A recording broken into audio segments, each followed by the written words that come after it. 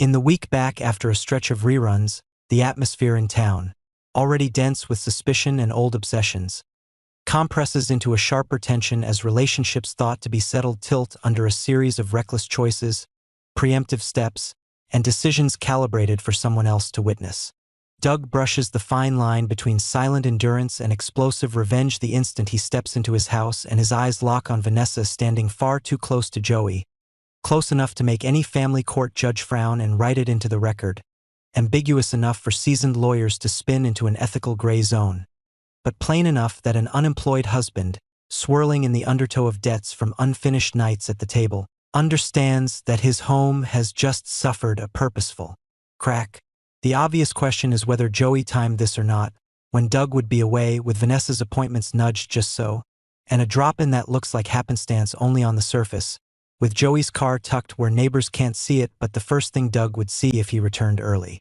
Small details. A system alert noting the security was disabled for exactly 1 hour. A congratulatory text Vanessa pretends to scan before setting her phone face down on the kitchen counter. Joey's jacket hung out of place among Doug's clothes, cohere into a stage picture designed to freeze a husband as he enters. Vanessa doesn't look forced. Her gaze on Joey is the look of someone chasing a promise to be carried back to a place she believes she deserves, nurtured by whispers that she has sacrificed enough, that it's time to pick a path unburdened by a man who only makes vows, then slides into unemployment and debt, using the casino as refuge. Yet even in that look there's a cold stillness, the recognition that a perfectly timed discovery can be a double-edged blade, severing a marriage while splitting responsibility, and from there boxing Joey into the role of the man who must compensate, even marry, if he wants to keep her within reach and on her terms. Doug sees more than an accident. The way those bodies move when he stands at the threshold is a commitment without words, and the hurried straightening of clothes is not something friends do after a consoling embrace. The question he faces is no longer whether to forgive but whether to go quiet and gather proof for targeted payback, or to erupt now and trap himself as the weaker party in every negotiation. Silence buys him time to audit the finances, cross-check transactions, trace Vanessa's schedule for Joey's fingerprints in the timing, pull building logs to see who borrowed the spare key, and quietly ask the property manager who accessed the master. Exploding now satiates him for a second and brands him the hot-headed husband, the easiest mark for a counter-narrative, especially when Joey is already scripting a version where Doug neglected his wife, broke treatment agreements, and left Vanessa to claw for an exit. Joey can flip switches in language that turn wrong into right on paper. He can lie about a sponsored project for Vanessa, insist the visit was work, claim he dropped by to hand off documents, spin the embrace as a weak moment after months of emotional strain from prolonged joblessness, and paint Doug as the man who violated therapy commitments and raided the joint savings for the tables. A tidy fiction about a public argument or two, with a handful of vague witnesses, can tilt perspective for those outside the house and clear Joey's way to take possession of both affection and decision rights over the projects Vanessa leads. And alongside it, a parallel design may be Vanessa's own. If she's reached the limit with a man who cannot steer his life, being caught becomes the fastest route to a clean rupture without wearing the label of deserter.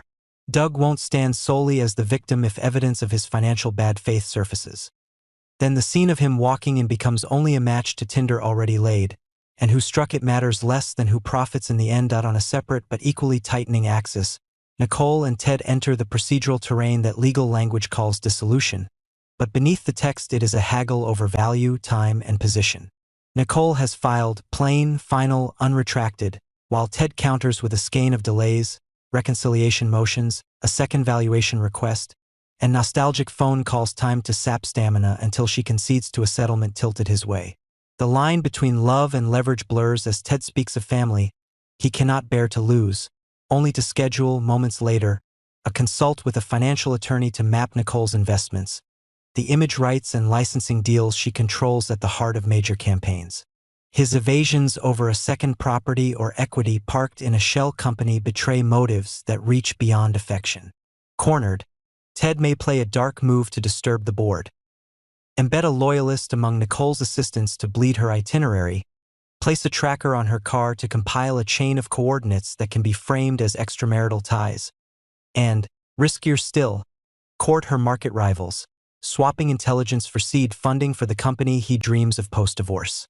If uncovered, the blowback would crater his image, while Nicole, who claps with acid applause every time he invokes family, will harden her stance. She knows the worth of a quick, clean finish. Her career runway is open, deals wait for signatures, and a drawn-out, messy record can cheapen her value to heavyweight partners. Hence the legal barricades. Choke off frivolous continuances, fast-track a property division hearing by demonstrating procedural manipulation, and frame any surveillance as grounds for privacy torts and a protective order. Should Ted push further, the trap reverses. Sanctions, a restraining order, reputational collapse. In this chess match, the impatient player loses the file, and Nicole, measured, unsentimental, seems content to let him show his hand. Between a dead-end romance and a cold courtroom, Leslie suffers a softer but deeper quake. Her insistence that she is someone is not the tremor of a dignitary past her prime, but the lever to reclaim a chair of real power. Eva clasps her mother's hand, a hold steady enough to calm her, firm enough to lock down any confession that might ruin the architecture she and Ted drafted. Here, tenderness and ambition braid so tightly that Eva begins to lose her own bearings. She knows that if Leslie steps to a microphone and points to the seams in the real estate deal she and Ted are manipulating, the whole apparatus aimed at Dupree property might collapse, and with it the political path she has been paving. As a daughter, though, she wants to spare Leslie the storm, to preserve her as a figurehead rather than a pawn. The tug-of-war stalls her. Stop before the point of no return and admit enough to salvage her mother's honor, or keep the pedal down and leave Leslie to absorb the eventual blast from choices made without her informed consent. When Leslie declares she is not a nobody, she is reaching for an executive seat. If she takes it, someone must vacate. Perhaps someone Eva respects, perhaps a rival across the aisle. Shortlists circulate in unmarked envelopes, letters of support lie sealed for a coordinated release, and a media rollout sits queued to frame Leslie's comeback as emblematic. Only the missing piece remains: Eva's will to pull the pin. Ted presses because he sees the gains. Eva hesitates because she still sees the woman. Everything will tip only when a rupture from another storyline rushes in and forces a choice. That rupture pulses from a room that smells of sterilizer and fear, the place where Chelsea is held. The walls are too clean. The microcameras wink once and go dormant like predators. Jacob and Kat track the trail after stitching together crumbs the kidnappers scattered with intention. A gas receipt tossed far from Chelsea's last confirmed sighting. A single blip from a swapped SIM.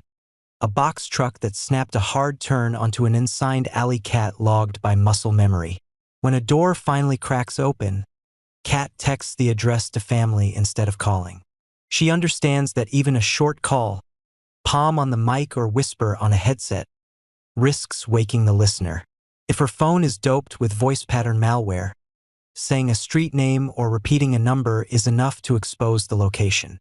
A one-off text, fired over a temporary cipher with prearranged codes, is safer, at least until backup sets.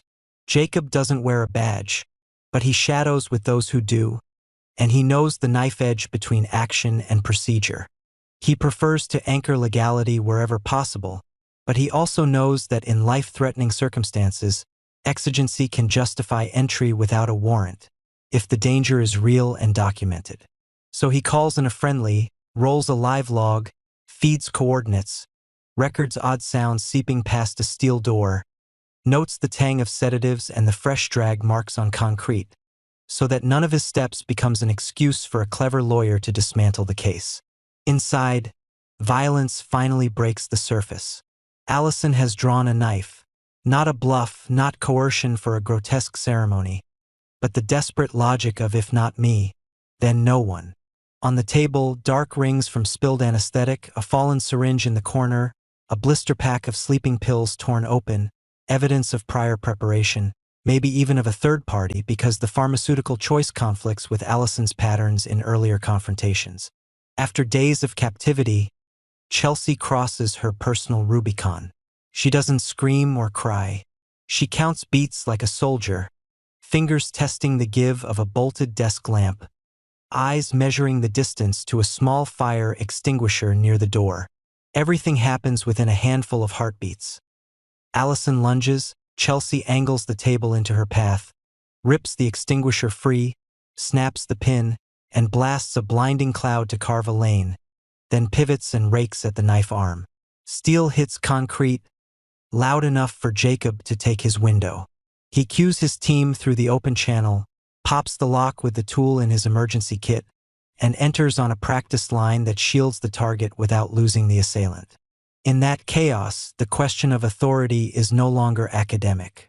As a civilian, Jacob can't simply cuff someone, unless he invokes a citizen's arrest for a felony in progress to prevent imminent harm. He has prepped for exactly that. The restraints are documented as protective conveyance gear under an assistance agreement, and his chest camera captures the sequence. The drop of the blade, clear commands to stop, the assailant's attempt to reach for a second weapon. That record will silence those who might later try to pry open a procedural gap, and the scene evidence, sedatives, sleeping pills, extinguisher dust, will add the dimension of method and intent. If a third party exists, the prints on the blister pack will tell the rest. A thread from that dark room whips back to Eva and Leslie in a way almost no one anticipates. When Kat transmits the final coordinates and the texts confirm a license plate for a box truck tied to property adjacent to the very real estate deal Eva and Ted targeted, Eva sees how every line intersects. If Allison's sedatives came from a cache on contested land, and if a third party bridges that shady transaction and Chelsea's kidnapping, then this is no longer a tale of a few lawless outliers but a lattice. Whether Eva confesses no longer only decides Leslie's reputation. It might save a life and crack open a wider offense. The hand she's holding grows heavier. She can pull her mother out by telling the truth, eat the loss on the chair and slam a door on cascading harm, or she can keep the saintly daughter mask on, hug Leslie hard enough to stop any inconvenient truth, paper the deal into legality, and wait for the storm to pass before seating her mother, praying the town forgets. Then the calculus shatters as a box truck roars into the lane where Jacob and Kat are closing in. Kat spots it in the mirror at the last second and throws her weight to yank Jacob back, the truck skimming close, trailing the stink of burned brake and a slapdash fake plate. Too crude to be a polished exit, more a panicked burn the bridge. From that second, the town's private stories stop running on parallel rails. If Doug chooses silence, he may go to names he once relied on across green felt tables, people who trade information for cash, and in that search he may brush against the very chain that links to Chelsea's rescue. If Joey keeps re-engineering the narrative to flip blame onto Doug, he'll need more witnesses, leaving more trace for the system to track. And with that, his financial shadows won't stay dark. Nicole will read the first incident sheet from the rescue, note the overlap with the disputed parcels, and realize Ted may be buried deeper than she guessed. She'll sign a new instruction to counsel, file a privacy claim if he planted surveillance, and move to neutralize every delay motion. Leslie, held in Eva's arms, will feel an obligation beyond titles, not for the chair but for people like Chelsea, and when she says she is someone, it will finally carry weight if she steps off the calculus and tells the truth she knows. And when the rescue tape goes up, when Jacob transfers evidence, when Kat scrubs every frame to reconstruct the truck's path, when Allison sits bound and a medic checks needle marks to learn whether the drugs were self-administered or forced, the town will drop into a rare quiet to hear its own pulse. Everyone has a reason to believe they're doing the right thing, even when that belief scrapes the borders of law or ethics. Doug may tell himself that silence protects what dignity he has left in a fight where he lacks weapons, but he will also have to face the truth that prolonged silence can calcify him into a harsher version of himself. Vanessa may think the embrace she gave Joey is a ticket to a new train, but she will have to study the residue she leaves. Furtive eyes, a face-down phone, and accept that no train runs forever on tracks of orchestration. Joey may imagine he's directing the tale, yet every lie he readies for Doug is a crooked stitch on torn fabric, one tug of truth from splitting open. Nicole may clap with bitter syncopation, but her decisiveness matters only if she sustains it end to end, without letting any emotional seam open.